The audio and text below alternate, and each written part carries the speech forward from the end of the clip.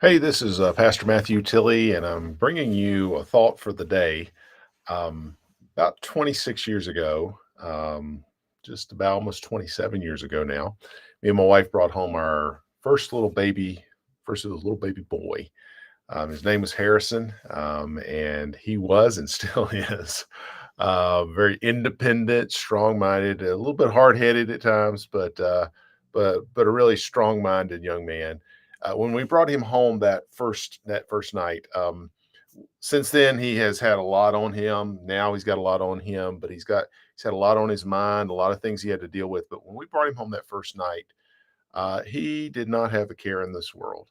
Every bit of worry, every bit of concern, every bit of anything that was wrong, it wasn't on this little baby. This was on me and his mama's shoulders.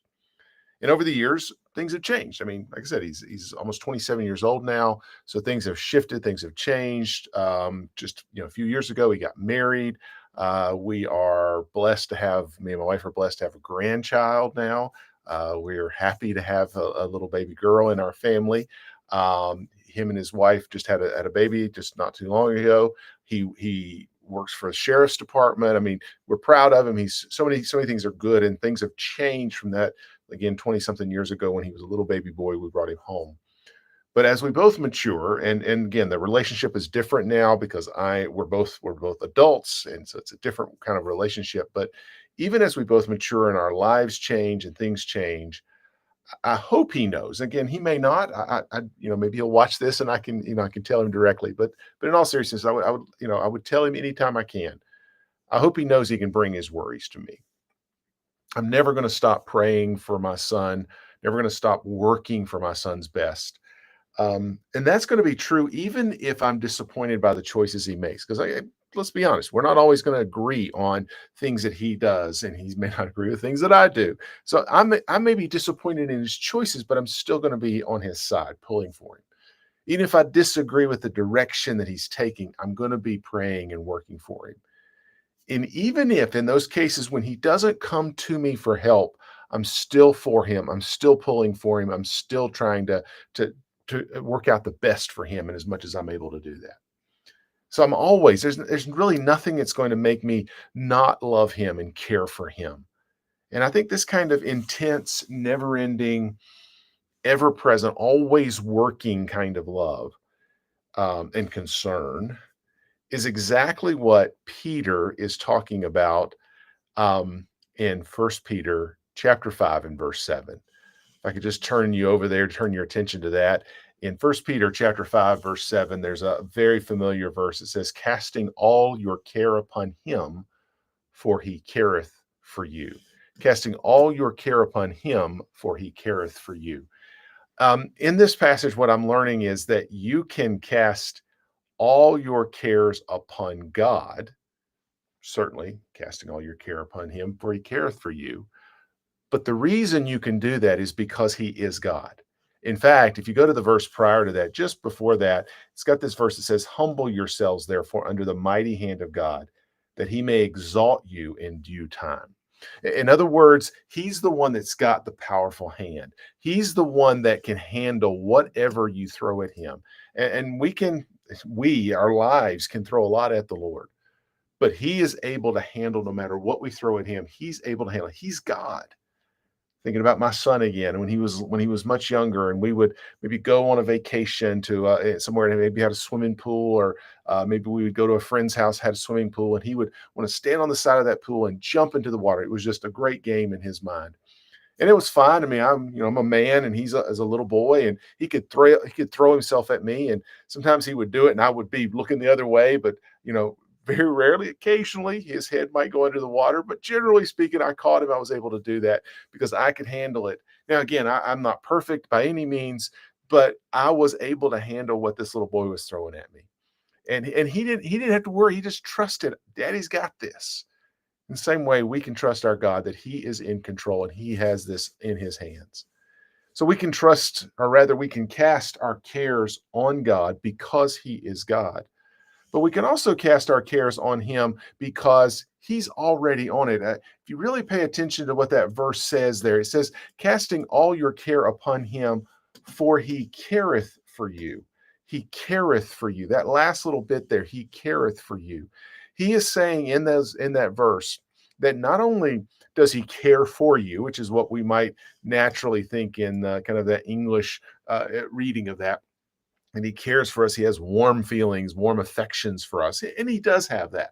But that word careth for you is so much more than simply that he likes us. Again, I think God does like you, but it's more than that. It's the fact that he is effectively concerned, much in the same way that I might say, I'm taking care of the house or I'm taking care of the garden. What do I mean by that? That I like the house, that I like the garden? Maybe, but there's more to it than that. That I'm actually working on it. I'm fixing it. I'm taking care. I'm overseeing it. I'm concerned about it, and I'm fixing it. The point of that is simply to say that you have a God who cares for you so much because he's already working on your situation. Even when you don't know that he's involved in the circumstances, he's involved in it. So he's active even if you don't realize it. And then thirdly, you can cast your cares on God because it's just too much for you to handle. I want to turn your attention back to the text again, where he says in that passage, casting all your care upon him, for he careth for you. But in the next paragraph, in verse 8, he's talking about the devil. He says to be sober and to be vigilant because of your adversary, the devil, as a roaring lion, walketh about seeking whom he may devour. And he is talking about this devil who is looking for, and he uses all of the cracks and the crevices and all the weak spots, trying to find places where uh, he can get in and he can worm his way in and destroy us. And that's why Peter writes that we should be casting all our care, not just the big things, not just the things that are maybe eternal or spiritual, but all of our cares, all those things that weigh us down, because the devil will use every little thing. If you're a little bit down, you're depressed, you're maybe you get a little extra money or whatever, the little things that come along in your life that may not seem significant to you. They may just be another day, another thing that's happening, but the devil is standing there, as Peter says, like a roaring lion seeking whom he may devour. The only hope that you have is to take those cares and concerns and throw them onto Jesus.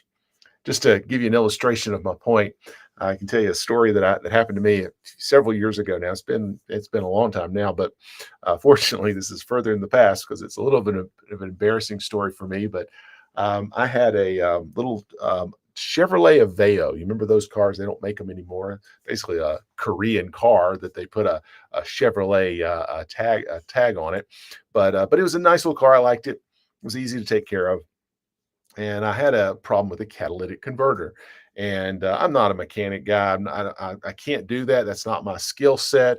And the older I get, the less able that I feel like I'm, or capable that I feel able to do those sorts of things.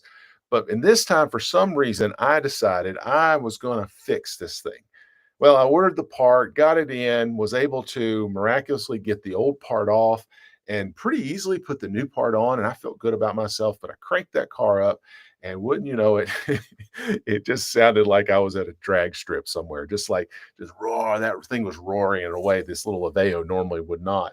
And I just didn't know what I had done wrong. Everything looked right. It seemed right.